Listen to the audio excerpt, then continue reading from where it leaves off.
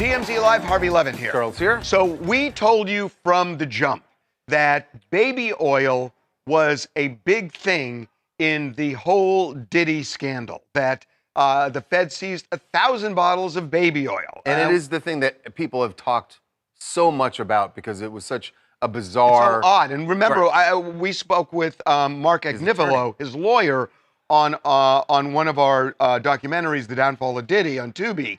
And we asked him about it, and he didn't quite know what to say about it. You know, he kind of made a joke about it. He kind of made a joke about it. Right. But now we know at least what one of the accusers in a civil lawsuit, a brand new accuser, a brand new one, is saying the purpose of the baby oil, and it's not what we thought. No, this accuser, who is filed as a John Doe, says that the baby oil was laced, and that the purpose of placing the baby oil on people involved in these freak-offs was to drug them. Right. And that what, according to this lawsuit, that Diddy would have the person slather baby oil all over them that is laced with some substance. We don't know whether he's talking about GHB or something like that. We just don't know.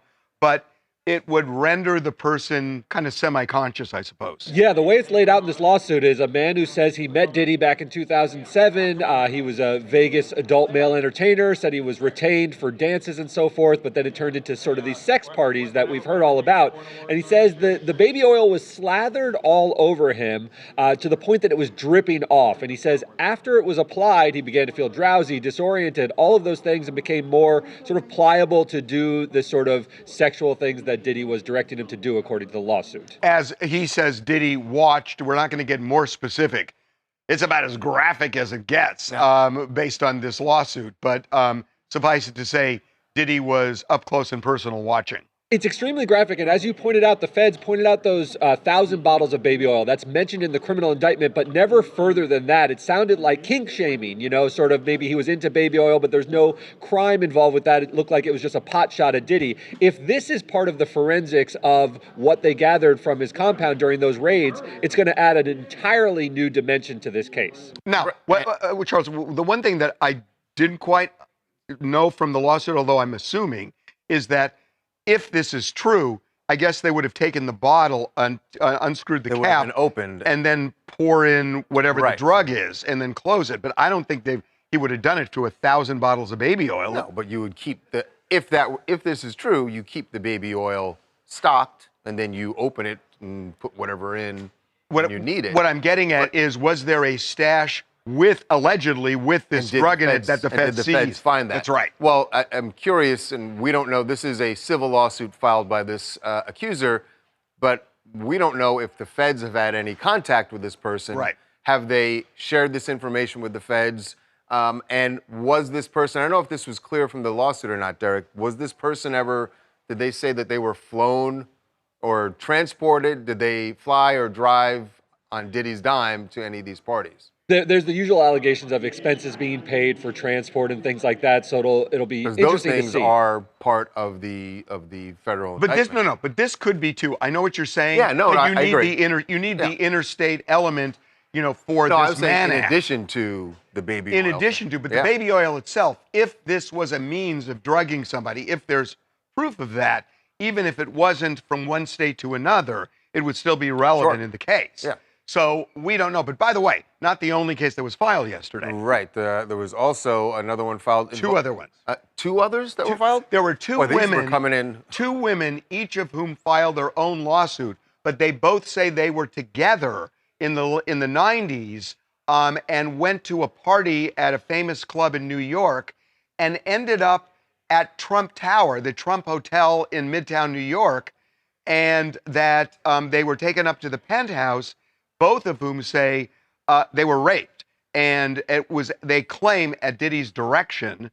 And this was also an allegation of they were served a drink. Were they? That's right. Yeah. They said they were drugged and then they were raped.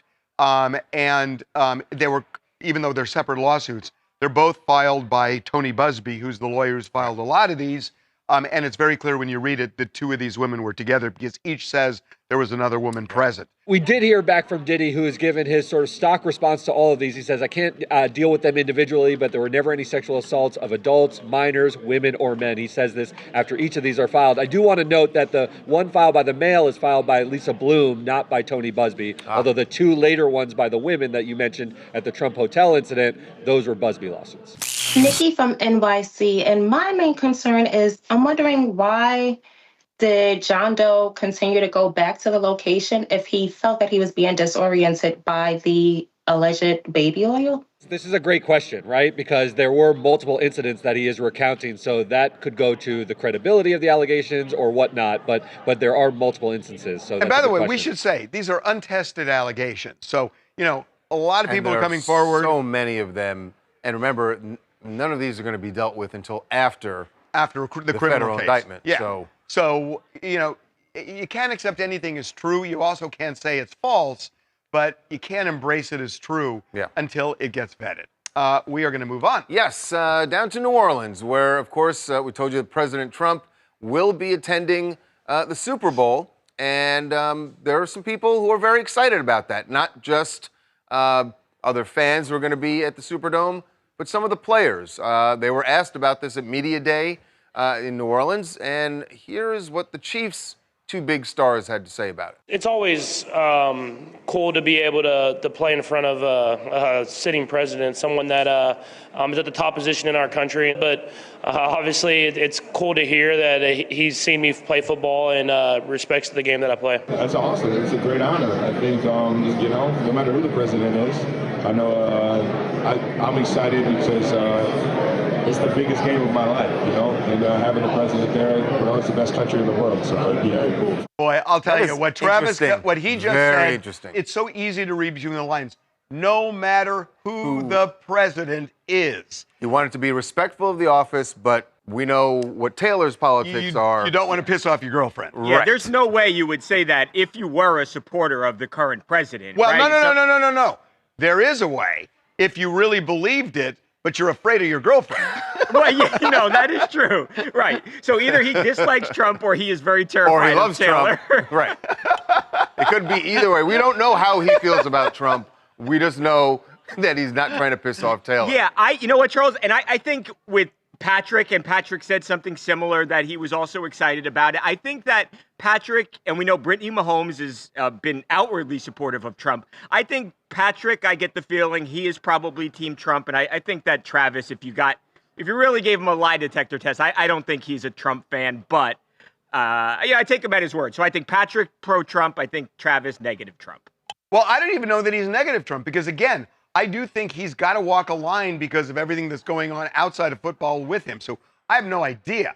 What I do know is who Donald Trump is going to be rooting for.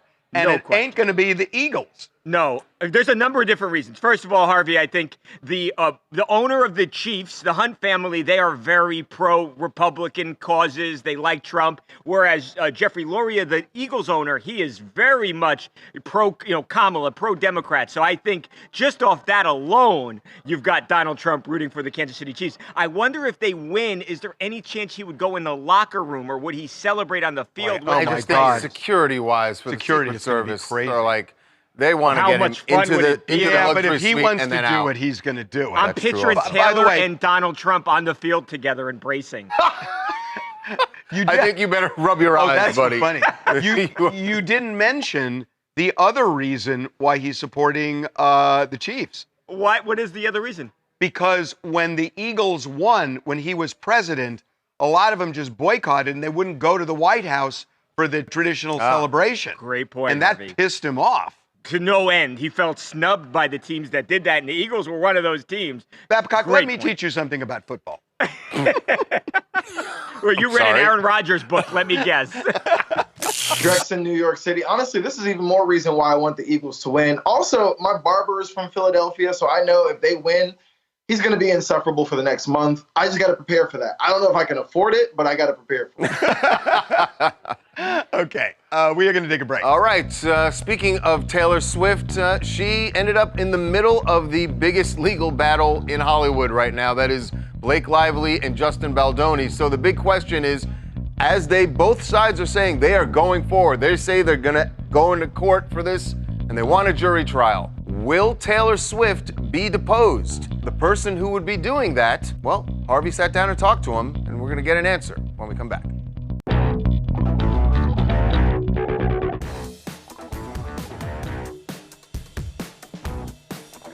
So, very exciting news here. We have a new project that we're rolling out here, and Taylor Swift is providing some content as she tends to do. Thank you, Taylor. Because you know, of course, that Taylor Swift inserted herself into, at the time, she didn't think it was, I guess it already was, a battle between Blake Lively and Justin Baldoni. Kind of a private battle. Right. That was just when they were talking about the script. You know what happened during the meeting at Blake Lively's penthouse. Justin's talking to her about a scene that she rewrote, and then suddenly Ryan Reynolds walks in, cheerleading for her rewrite, and then Taylor Swift walks in, cheerleading for said rewrite. And amazing work. And Blake even kind of calls them in a text her dragons. Not kind of. She did say, they are my dragons. She said, I'm Khaleesi, and they are my dragons. So, yes. The question then, has Taylor Swift now been dragged into these lawsuits to a point where she may have to sit for a deposition, take the stand, swear to tell the truth, and get grilled? About all sorts of things, because that's what happens in a deposition. It doesn't stay on just that one. It's not going to be just about that meeting. Right. So will she actually be deposed? You had an opportunity to put that question to Brian Friedman, who is Justin Baldoni's lawyer. You sat down with him on your new podcast, Two Angry Men. Brian is not one of the angry men. Your co-host, Mark Garagos. He is the other angry man. And this was your interview with Brian Friedman. I don't know that we're going to depose Taylor Swift or not. Really? I think that that's going to be, probably a game time decision. I don't know that decision's been made, but I can tell you this: there's anyone that reasonably has information that can be that can provide evidence in this case is going to be deposed. I mean, that's for Taylor sure. Swift. She was there for that meeting. She was there for that meeting. Okay, well, I'm a lawyer. I know what that means.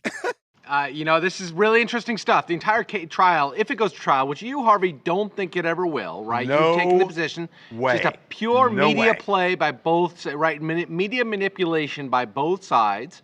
But if it were to go forward to depositions, Taylor Swift, Blake Lively, Justin Baldoni, obviously, Ryan Reynolds. Ryan Reynolds, all potentially deponents, and they would all potentially be called to the stand to testify. What a fantastic day that would be. Well, I got to tell you, though. Number one, Blake is the one who filed the first lawsuit. I personally do not believe she ever intended this to end up in court. It was a PR lawsuit, not a legal lawsuit, even though it was wrapped in legalese. I think it was done because she was getting dragged and that this was the way she could fight back. And it worked until he filed his, and then the tide turned. But the idea that Blake Lively and Ryan Reynolds and Taylor Swift would take the stand, no way. And now the question is, what's in it for Justin Baldoni? Well, he says he's lost business, he's lost his reputation, and I get that, and Brian Friedman talks about it. But on the other hand, a lot of people know who Justin Baldoni is who didn't know before. Yes. And he's kind of winning the PR war. And he's winning that. The one thing I will say about Blake filing it just for PR, because remember, she did make some very serious allegations about sexual harassment on the set, which I think is an issue that clearly a lot of actors are concerned about. And I think there was initially a lot of support for her.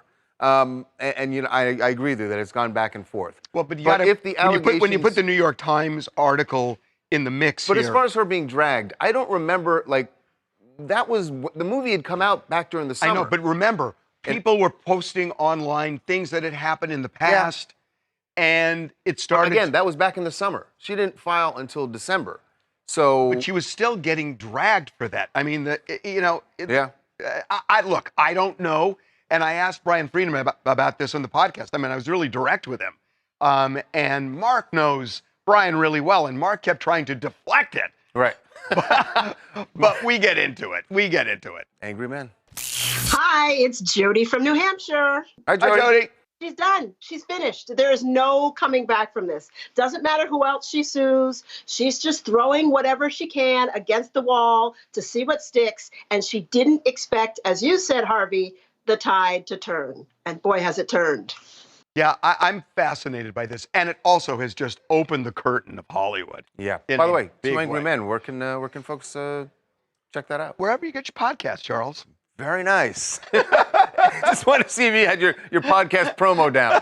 All Okay, right. we're going to move on. Yes, to Drake, who is back on stage performing, even as Kendrick Lamar is getting ready to take the stage at the Super Bowl and probably, no doubt, sing that song.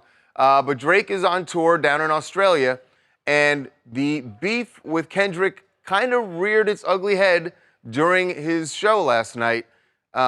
Because of something that LeBron James did. So what Drake did is he actually changed the lyrics to one of his songs where it was originally kind of a salute to LeBron. And now it is definitely not. So here are the original lyrics, and then the next thing you're gonna hear is how he performed it last night in Australia.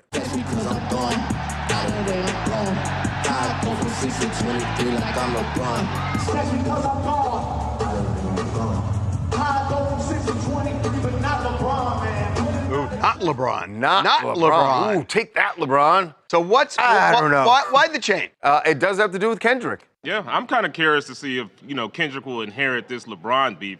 He was the one who originally inserted LeBron in it, with the Meet the Graham song. And now Drake is letting the beef continue to fester going on in the Super Bowl. Now, so part Kendrick of- might speak up. Drake, I think, is upset. Was LeBron at the Forum show, at the pop-up show? Yeah, LeBron was there dancing and not like dancing us. along, and- He's been dancing to GNX songs from Kendrick Lamar's new album. So, And prior to he this- has drawn his line in the sand for sure. Prior to all that, LeBron and Drake, LeBron would listen to Drake songs a lot, and he would post that. And they were, I don't know if they were tight, but certainly Drake felt like they were close, and obviously felt kind of stabbed in the back. with Drake it. has a tattoo of LeBron. Well, there you go. They used to be like Yeah. this. Well, So- it's gonna need a little tattoo removal. Has it really gotten to the point where anybody who likes one is the enemy of the other? Yeah, there are a couple of people that Drake has. Who's the? There's an NBA player. Yeah, DeMar DeRozan, yeah. Russell Westbrook, they were also at the pop-up, C walking, B walking, getting down. And, Drake has a vendetta. Drake's got to cut him off. Wow. Very Trumpy. My name's Torshia from South Florida. And look, it's clear that loyalty is high on Drake's list. We also know that Drake keeps score, so he can't be expected to keep shouting out LeBron. Now, especially if he feels like LeBron has betrayed him. Now, we the people will not be memorizing new lyrics, but I can see why Drake would want to switch it up for a show. And plus, he got a lot of attention for it. Yeah. And that counts. Okay, Indeed. we're going to take a break. All right, when we come back, speaking of music, Marcus Jordan had a particular song in mind that he wanted to hear on his way to jail. We just got new details from this wild arrest, the DUI and cocaine possession arrest in Florida. Well, his ride to jail did not go the way he wanted. It's February, but dude wants some Christmas music. One song in particular.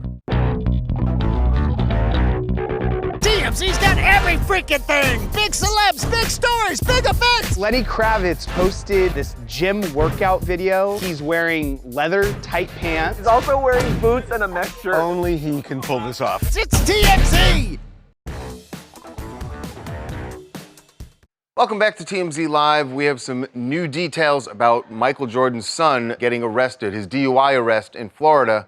Can I just say, early the Tuesday morning. craziest body cam video we've seen in a long time. Body cam going through this stop. Remember, if you've forgotten, he was driving away from police, evaded one department, and then a few minutes later ended up stuck on railroad tracks. After he was driving on the tracks, driving his Lambo on those tracks. Yes, and so could not get out of there. Police came. And by the way, a train was coming. And a train was coming. So, you know what? Your Clementine thing was actually... I told you that. It worked out. I know, I told you that. So, first of all, we just got the new details we have to do with what happened after the whole, they gave him field sobriety tests and...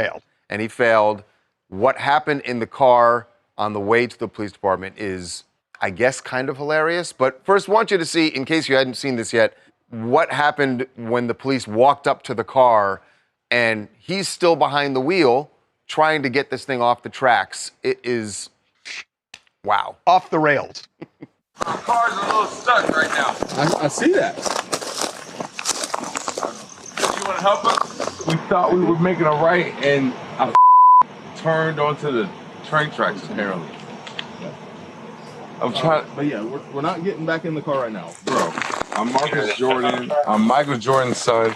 I'm not doing anything wrong. I'm just trying to get home. I'm just saying, if there's 6 of us, and we throw this thing in reverse. Well, I've already got concerns for your level of impairment anyways, okay? So that's why.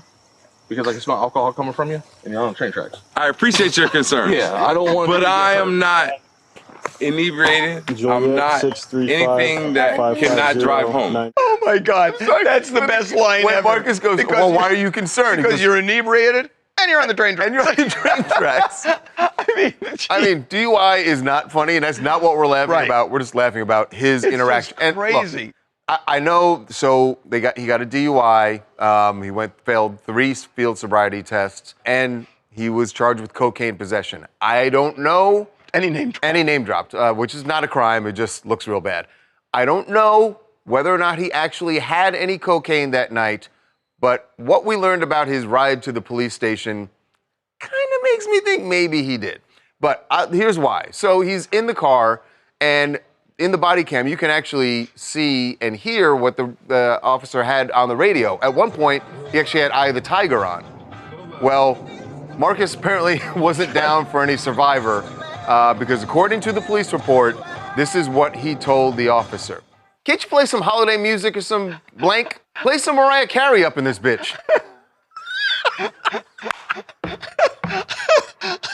I think it's like it sounds like something you would write in a movie script if you had a character that was high on cocaine and got arrested. It's unbelievable. The worst part about this is actually he didn't necessarily say this inside of the car, right? So inside of the car, he's singing along to Eye of the Tiger and all that stuff, and he asks him to turn it up. He gets back into the station, and they're checking him for his blood levels or his breath levels. They want to take a breathalyzer for him. He refuses, and they say as they wait to watch him and wait to kind of administer this test, that's when he starts requesting the Mariah Carey. Oh my gosh. In addition to driving home and asking, can you turn this up, he is now inside of the station and again asking officers, can't you just play some Mariah Carey? Oh and again, my gosh. they said he was terrible in this. Let me read you more of what they said he was. Loud, profane, belligerent, sarcastic, patronizing, fidgeting constantly, Well, talking sarcastic doesn't incessantly. necessarily have to be bad. He was apparently just a massive jerk after being even taken in from all this. Wow.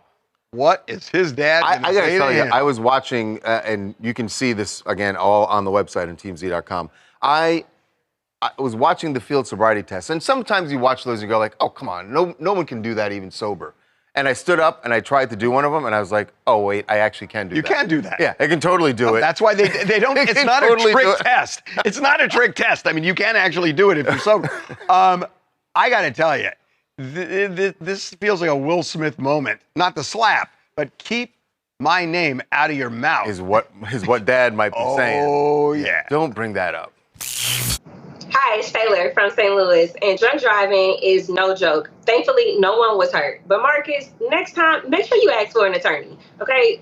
Forget playing Mariah Carey, because that is the last thing that you need. But if you need a request, We Belong Together is the best one, because you and Jill truly belong together. Okay, I'm glad you're on, because I do take drunk driving really seriously, and I mean that. But check us if we were wrong here. I couldn't help but laugh when I watched some of that. We got to pass on that or not? We're going to pass. Honestly, he could have been killed, and his girlfriend could have been killed because Just being on the tracks a with a train train. actually ended up coming finally. Okay, we're taking a break. All right, when we come back, Elon Musk has got them all fired up. I'm not talking about one of his rockets. I'm talking about Congress, Democrats in particular. Huge rally in D.C. yesterday, all about Elon Musk and whether or not he has too much power right now in Washington. We're going to be joined by Congresswoman Jasmine Crockett, who's going to tell us why they're going up against him and what they can actually do. Can they do anything if they want to stop him?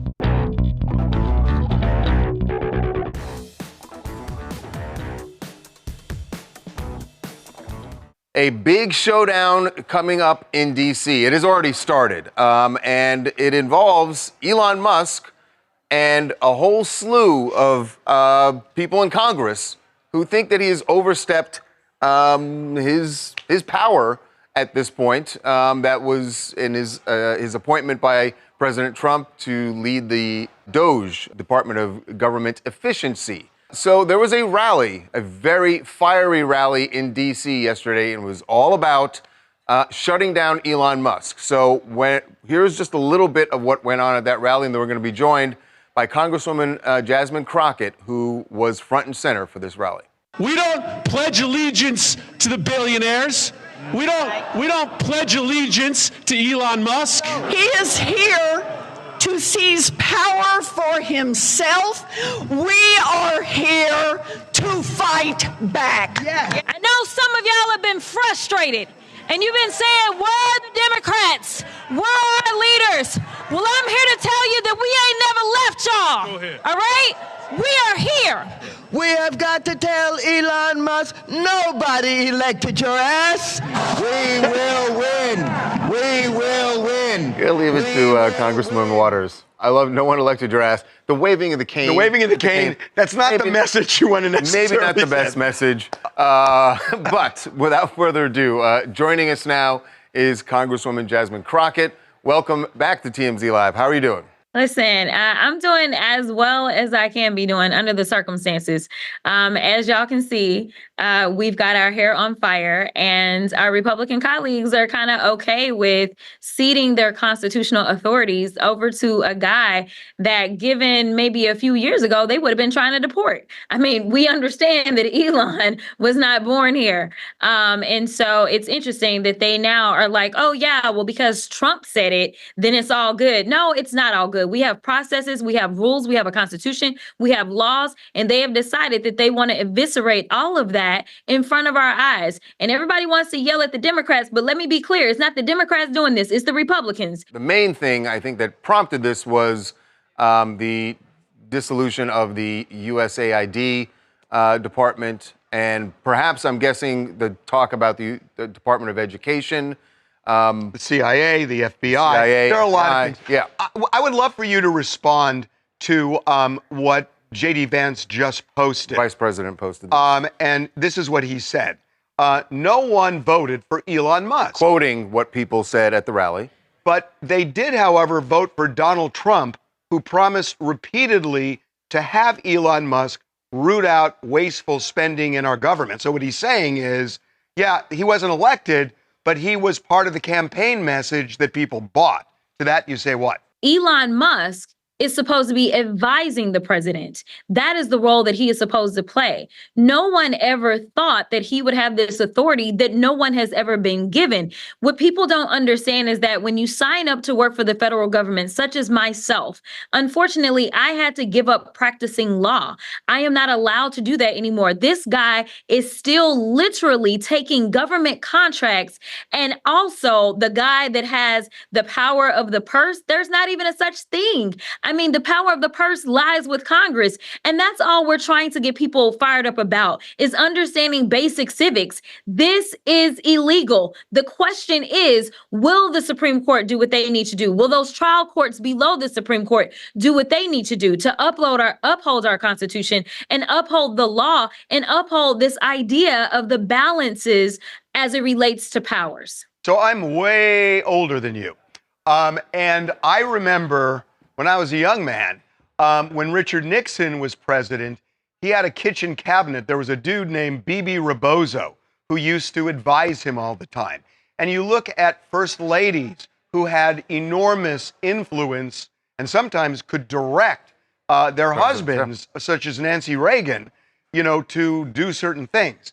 So I guess the argument might be Elon Musk is really part of the kitchen cabinet. Ultimately, Donald Trump can say yay or nay, but it's not that different from all those other people, just in terms of Musk. No, it's absolutely different.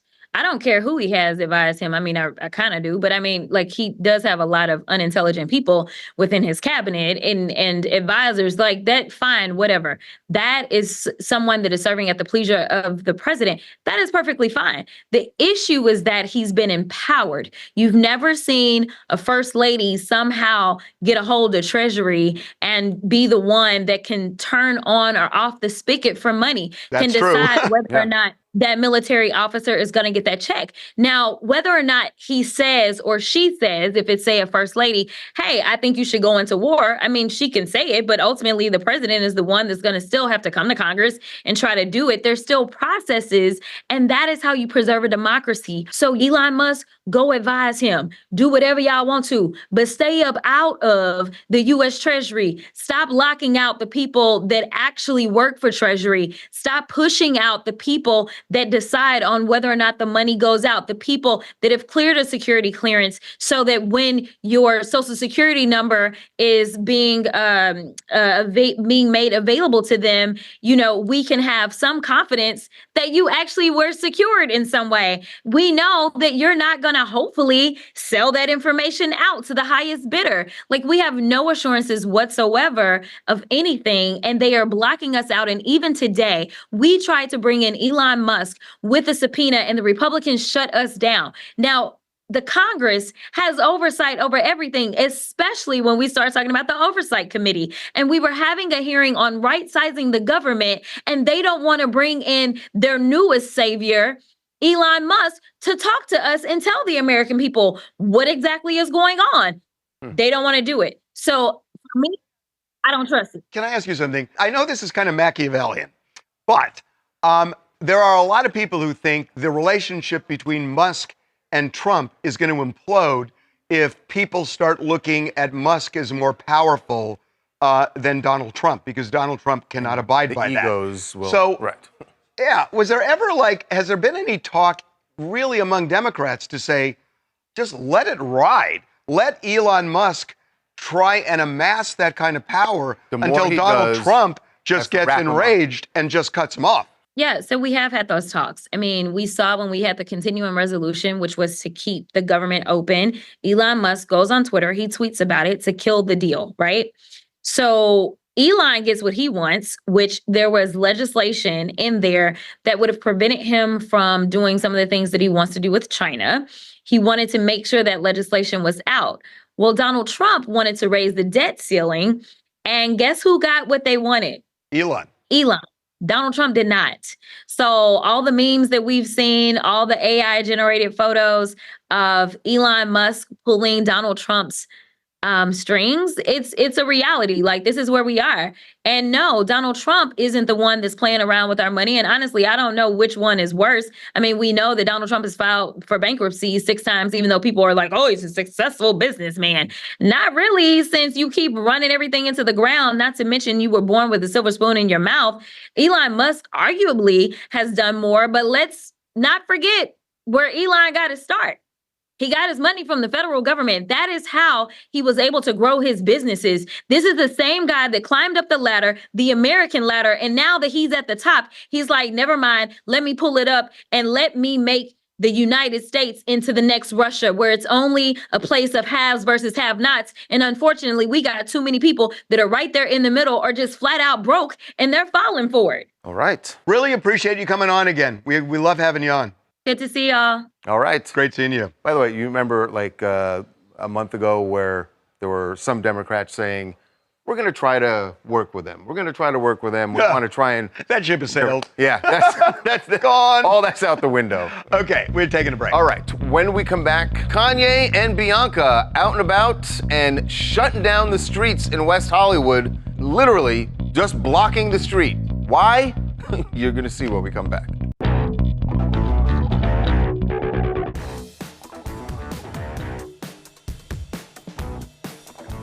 Well, one thing Kanye West does is strike when the iron is hot. And that iron right now is his wife. Bianca Censori. Yes. And so they were out and about last night in West Hollywood. She was mostly clothed, right? Beautiful. Still kind of beautiful. Kind of a sheer legging thing going on there. But what was the real showstopper here was Kanye's car. Just parked his Maybach right in the middle of Beverly Drive. You can hear people beeping. I mean, there is a lot of traffic on Beverly Drive in Beverly Hills. He just wanted and just to take walks photos out of the car of Bianca. Takes photos of her and then moseys into the restaurant. What I don't understand is how he just left the car there. That's crazy. Did he just tell the valet, go ahead and you can move it? It's keys are in it. He probably had one of his homeboys that was with him hop in the driver's seat, move the car.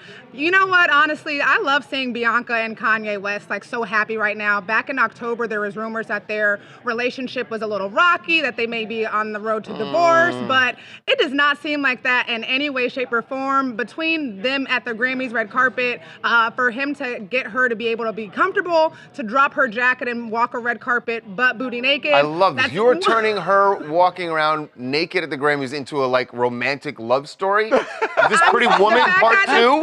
What are you talking about, Wanda? The fact that he was able to drop her into being comfortable enough to do that. Romantic.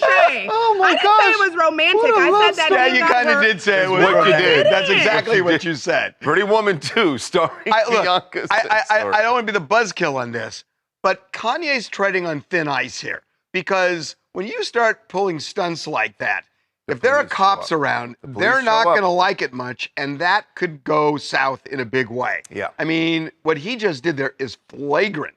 And yeah, I know he just left his car, but you got to understand this is a hugely busy street. So he's Elon Musking it. And that's only going to last so long. Demetria Davis out of Atlanta, Georgia.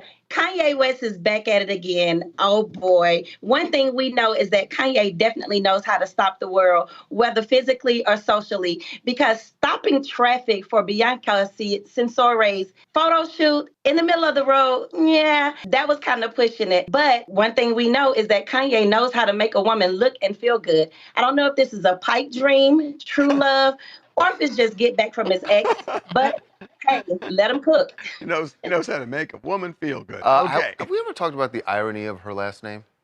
Censori? Yeah. Oh, God, no, we haven't. But it just hit me. I never thought of it until you said that. I just popped in my head. Anyway, one person who was not thrilled with Kanye is Don Lemon. And we told you that they had a whole showdown at the Grammys. Kanye didn't ask like a question that Don asked, even though it was completely innocent. Kanye was wrong on that. Don never said what Kanye said. Yeah, exactly. So Kanye had wrong information, but he used an epithet, the C word.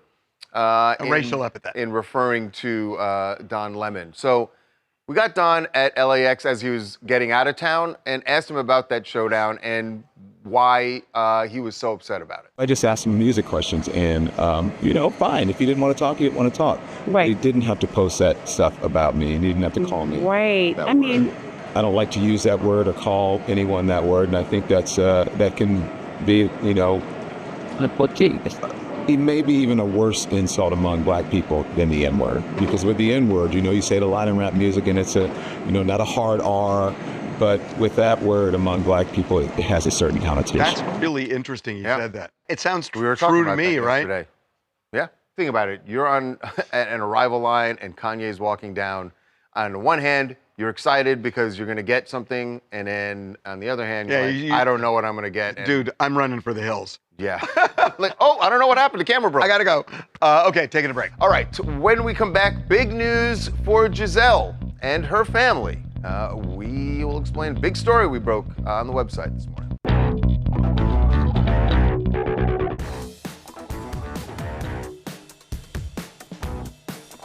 We were never really clear on what how far along she was or when her due date was. Right. Well, I'm going to guess it's late January because we wrote the story this morning that she has had the baby. She and Joaquin have welcomed their first child together. Very quietly. Her third. Congrats. We don't know a lot. We don't know, yeah. we don't know the sex of the baby, but we think it's either a boy or a girl. So we're working on it. And what we do assume is, as we broke the story in October, that Gisele was planning on not finding out the birth until they had the baby. So it was going to be a surprise to them. The gender, sorry. Yeah. I mean, she knew that the birth was coming.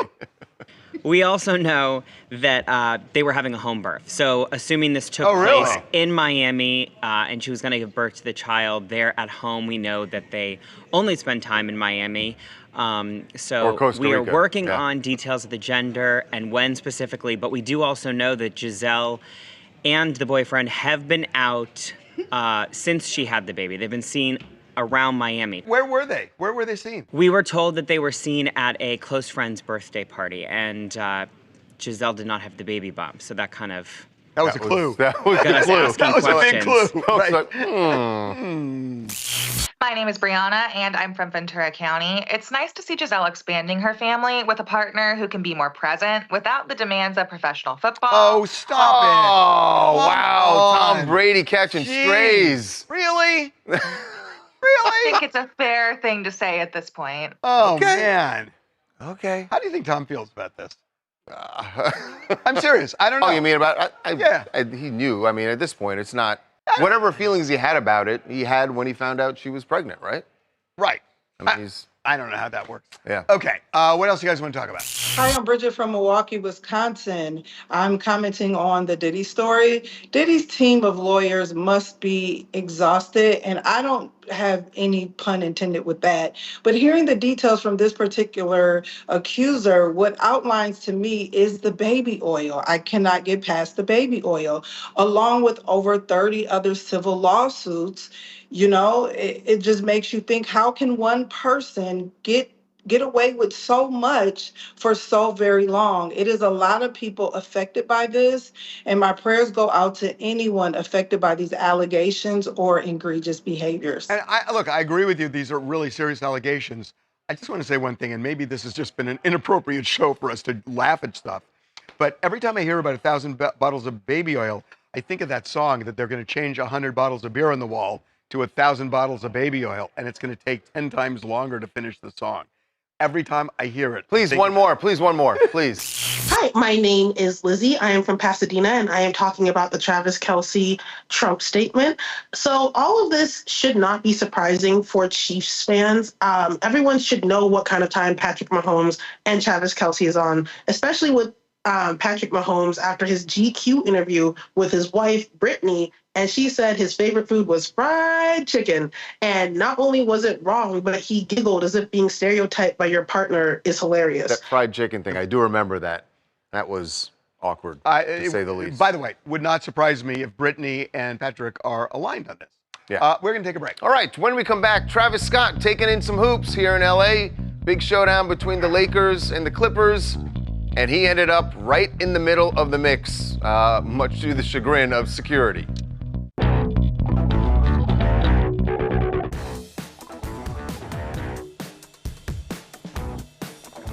You haven't been to the new Intuit Dome yet, I have you? not.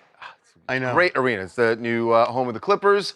And they were playing the Lakers there last night. Travis Scott getting maybe his first taste of action there. Oh, that wasn't Travis. No, he was just there watching with Michael Rubin. But during the game, he was walking back to his courtside seat, got into it with security. They were not happy with him. It looks like I think the security guard was upset because he walked on the he bumped hardwood? into. I can't. Oh, he was trying to stop him from walking out there. Huh. No, I don't understand. Where was He he got going? manhandled. So he was getting up from his seat, actually. It looks To like do what? But I maybe don't going to the understand. bathroom? I don't know. Why can't he do that? I'm trying to figure out Why was the security guard so upset with him? what happened.